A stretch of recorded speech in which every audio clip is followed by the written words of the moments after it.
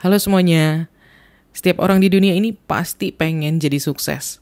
Meskipun arti sukses itu bisa beda-beda ya bagi setiap orang, tapi biasanya sih ujung-ujungnya soal uang. Kecuali kita anak orang kaya yang otomatis dapat warisan kekayaan dari orang tua kita. Menjadi sukses secara finansial itu membutuhkan kerja keras, butuh disiplin diri, dan butuh keyakinan. Nah, di video kali ini kita bakal bahas bagaimana caranya mengembangkan kedisiplinan diri supaya kita bisa mendapatkan masa depan finansial yang sukses. Oke, yang pertama adalah bikin rencana. Langkah pertama untuk membangun kedisiplinan diri adalah selalu punya tujuan yang mau dicapai. Begitu kita tahu tujuan kita itu apa, kita bisa membuat rencana yang lebih jelas dan detail untuk mencapai tujuan itu. Kita bisa membagi rencana itu menjadi langkah-langkah kecil yang mengarahkan kita ke sesuatu yang kita tuju itu. Dan jangan lupa untuk tentukan juga kapan kalian harus sampai di setiap titik. Supaya kalian bisa ngecek kapan kalian ketinggalan dan bagaimana caranya mengejar deadline yang udah ditetapin. Selain membuat rencana harian dan tujuan jangka pendek, kalian juga harus punya rencana hidup.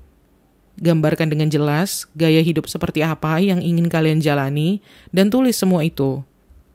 Rumah seperti apa yang kalian bayangkan, mobil apa yang ingin kalian kendarai, seberapa banyak waktu luang yang ingin kalian punya, dan kegiatan apa aja yang pengen kalian lakukan di waktu luang itu. Setelah menulis semua tujuan-tujuan itu, motivasi kalian bakal meningkat. Karena mengetahui secara persis apa yang sedang kita usahakan adalah cara terbaik untuk tetap fokus dan terus maju. Lanjut, yang kedua, ikuti rencananya. Ini udah cukup jelas ya, jadi kita nggak perlu heran kalau langkah selanjutnya setelah kita membuat rencana, ya ikuti rencana itu. Ya aneh nggak sih kalau kita udah capek-capek bikin rencana, tapi malah nggak kita ikutin. Buat apa gitu kan? Rencana kita adalah peta jalan yang bakal membawa kita ke tujuan alias goal kita. Dan supaya bisa disiplin, kita harus menjalankan rencana apapun yang udah kita buat.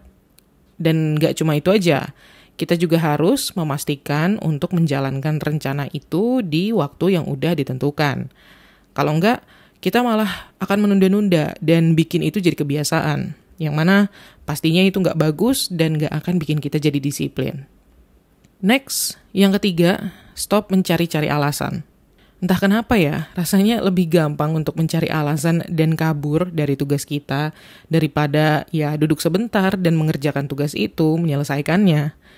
Seringkali kita tahu misalnya tugasnya itu hanya makan waktu 30 menit untuk diselesaikan, tapi tetap aja kita tunda-tunda. Tapi ya, kita kan manusia.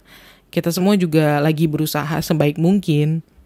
Nah, lain kali kalau kalian merasa lagi nggak fokus ke pekerjaan kalian, kurang fokus sama tujuan dan rencana yang udah kalian buat, coba deh tutup mata dan fokus sama nafas kalian. Pelan-pelan tarik napas dan buang, bisa sambil hitung 1-10. Nanti kalian bakal merasa lebih rileks dan balik lagi fokus ke hal yang penting, ke tujuan kalian. Menunda-nunda atau prokrastinasi dan mencari-cari alasan itu kombinasi yang berbahaya, tapi tentu masih bisa kita atasi sendiri. Next, yang keempat, realistis. Salah satu kesalahan terbesar yang sering banget kita lakukan adalah kita nggak realistis. Betul, kita pengen menyelesaikan semua pekerjaan sekaligus, mencapai semua target sekaligus, ambisius banget kalau kita lagi semangat-semangatnya. Tapi penting bagi kita untuk mengatur tempo. Punya terlalu banyak hal yang harus dikerjakan dalam waktu singkat, biasanya malah bikin kita burnout atau stres karena terlalu banyak kerja dan merasa gagal. Padahal gampang banget buat mengatasinya. Teliti semua tujuan kalian dan kira-kira berapa lama waktu yang kalian butuhkan untuk menyelesaikan masing-masing target itu. Juga jangan lupa perhatiin deadline-nya. Lebih baik menyelesaikan satu hal dalam 5 jam tapi hasilnya maksimal daripada ngerjain 10 hal di waktu yang sama tapi dengan setengah hati dan hasilnya jadi kurang bagus. Lanjut, yang kelima, ubah cara hidup kita. Kebebasan finansial itu butuh disiplin maksimal yang banyak orang impikan, tapi cuma sedikit yang berhasil benar-benar jadi disiplin. Nah, pertama-tama kita harus beberes-beres dulu, membereskan atau merapikan hal-hal yang ada di sekeliling kita. Kita perlu mengubah hampir segala hal yang kita lakukan sekarang, mulai dari cara berpikir kita, sudut pandang kita soal kehidupan, sampai bagaimana kita berhubungan dengan orang lain. Kita sering punya banyak beban yang menghambat diri kita untuk mencapai potensi maksimal. Dan kalau kita nggak menyadari hal ini, ya ceritanya bakal gitu-gitu aja. Nggak bakal ada perkembangan signifikan di hidup kita. Dan kebebasan finansial itu lebih dari sekedar memikirkan soal uang ya. Kebiasaan kecil kayak bangun siang aja itu bisa berdampak negatif pada pencapaian finansial dan hal-hal penting lainnya. Kalau kita ingin sukses mencapai mimpi-mimpi atau tujuan kita, perubahan adalah sesuatu yang nggak bisa kita hindari. Jadi, kita harus siap menikmati perubahan ini. Jangan biarkan siapapun bikin kalian terjebak di zona nyaman. Bergeraklah, sibukkan diri kalian, jangan males-malesan dan takut untuk keluar dari zona nyaman. Dan kejar goals finansial kalian. Intinya, biasakan diri untuk hidup dengan versi baru dari diri kalian. Lanjut, yang keenam, anggap perjalanan sebagai tantangan. Cara termudah untuk memiliki kedisiplinan diri menuju kesuksesan secara finansial adalah dengan menjadikan hal itu sebagai tantangan. Terima prosesnya dan lakukan tugas kita dengan baik. Kita harus terbiasa menghadapi tantangan. Sebagai makhluk yang suka dengan kenyamanan, kita itu cenderung membenci tantangan, padahal itu justru hal yang bisa mengubah diri kita jadi lebih baik.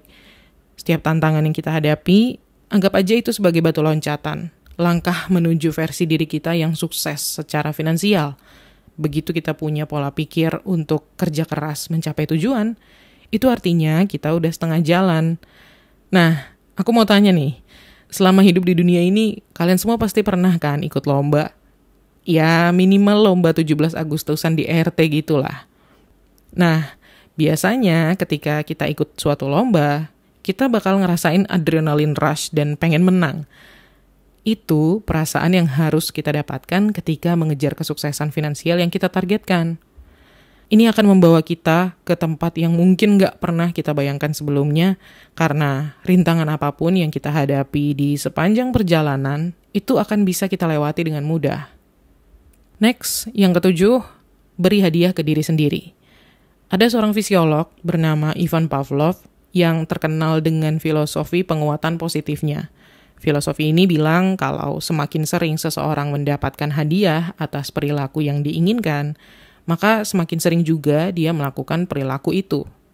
Nah, menerapkan penguatan positif ini ke diri kita sendiri adalah cara yang bagus untuk bikin kita tetap termotivasi.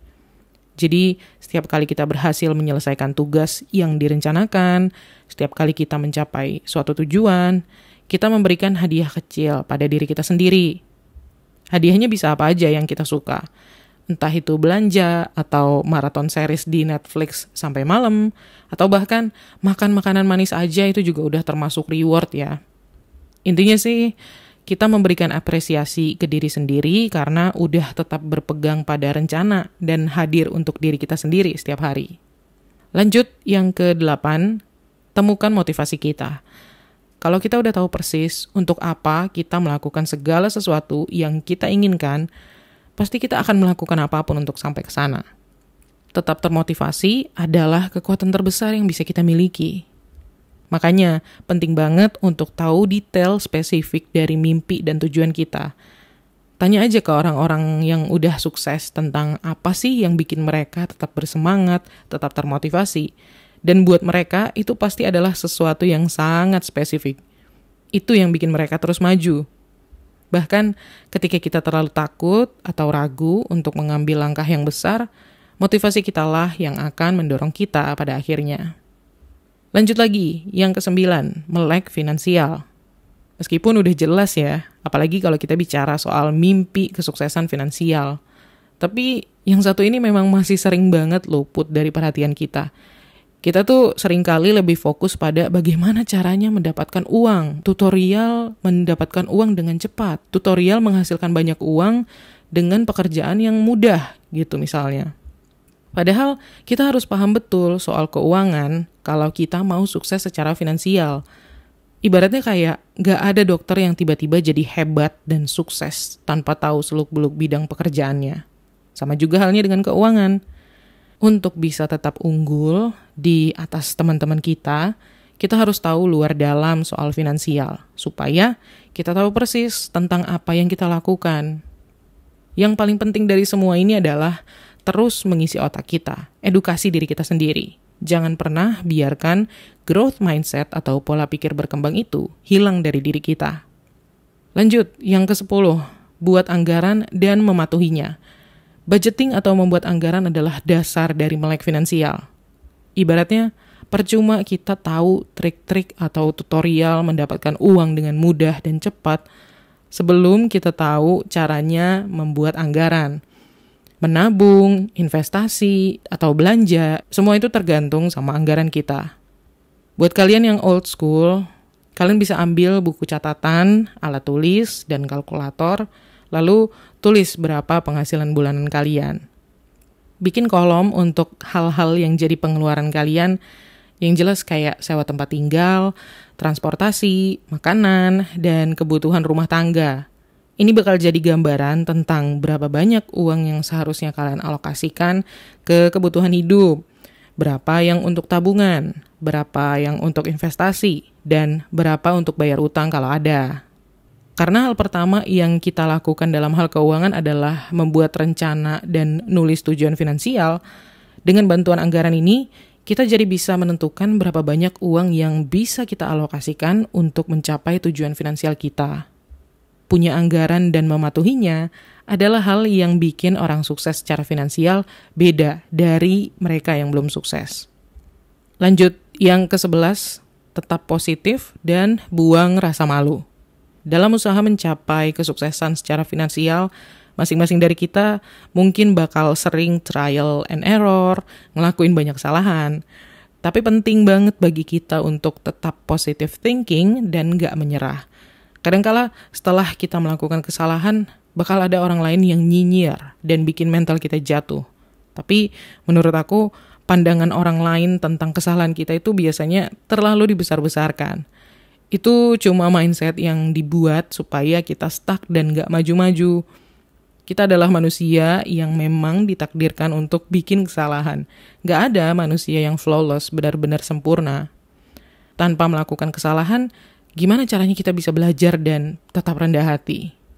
Makanya jangan biarkan penilaian orang lain bikin diri kalian ciut ya. Karena pada saat orang lain mungkin nyinyir dan sinis terhadap kalian itu sedang berproses untuk tumbuh dan mencapai keberhasilan.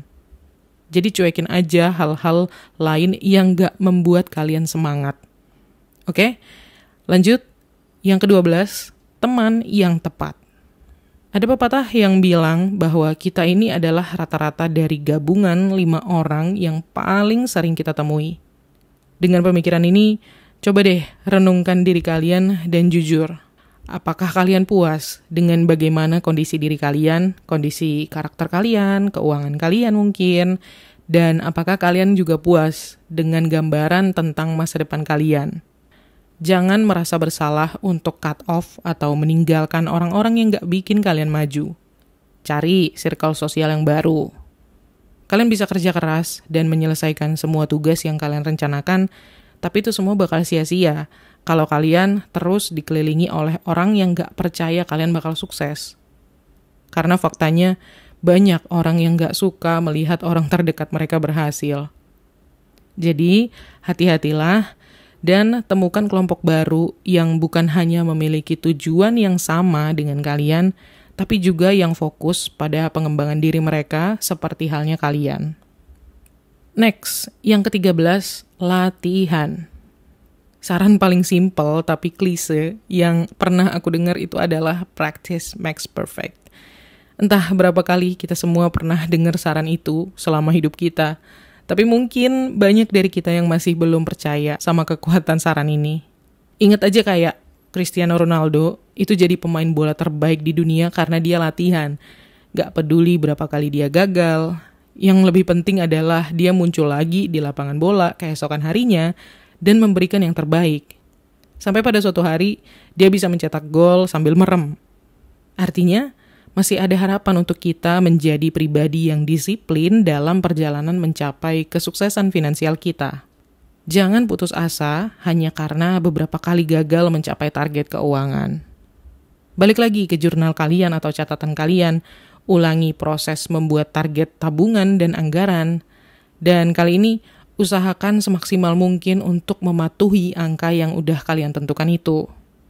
Walaupun kedengarannya klise, tapi practice truly does make perfect. Terus berlatih akan benar-benar membuat kita jadi ahli, jadi pintar. Karena ya balik lagi itu tadi contohnya, Ronaldo jadi pemain bola terbaik di dunia lewat latihan. Gak peduli berapa kali dia bikin kesalahan, dia tetap datang dan membuktikan dirinya. Nah, kita juga harus terus melatih kedisiplinan diri kita. Untuk urusan keuangan, kita perlu latihan untuk bikin anggaran, latihan untuk menabung, latihan investasi, dan sebagainya. Tapi yang paling penting dari itu semua adalah kita harus melatih kebiasaan dalam versi lebih baik dari diri kita yang sebelumnya kita lakukan. Lama-kelamaan, kita bakal jadi sosok orang yang sebelumnya selalu kita impikan. Oke, ini dia hal terakhir yang harus kita lakukan untuk membangun kebiasaan atau kedisiplinan diri adalah bangkit lagi. Kita harus selalu ingat bahwa kita adalah manusia, artinya kita pasti akan melakukan kesalahan dari waktu ke waktu. Jadi jangan terlalu keras pada diri sendiri soal kesalahan, tapi gunakanlah itu sebagai alasan untuk jadi lebih baik dari hari ke hari. Selain membangun disiplin diri, kebiasaan bangkit lagi di saat kita jatuh ini bakal mengajarkan pelajaran penting bagi kita, yaitu tentang kemandirian. Kita nggak akan perlu lagi yang namanya validasi dari orang lain untuk yakin bahwa kita bisa sukses dan kaya suatu hari nanti. Kita juga nggak bakal merasa ingin menyerah meskipun nggak ada lagi orang yang mendukung kita. Diri kita sendiri adalah orang paling penting dalam hidup kita. Jangan menjatuhkan diri dengan menjadi musuh terburuk dari diri sendiri. Oke? Semoga bermanfaat dan semakin memotivasi kalian untuk memperbaiki keuangan ya. Dan seperti biasa, terima kasih udah nonton. Klik tombol like dan subscribe kalau kalian suka video ini. Dan sampai ketemu lagi di tips menuju kekayaan berikutnya.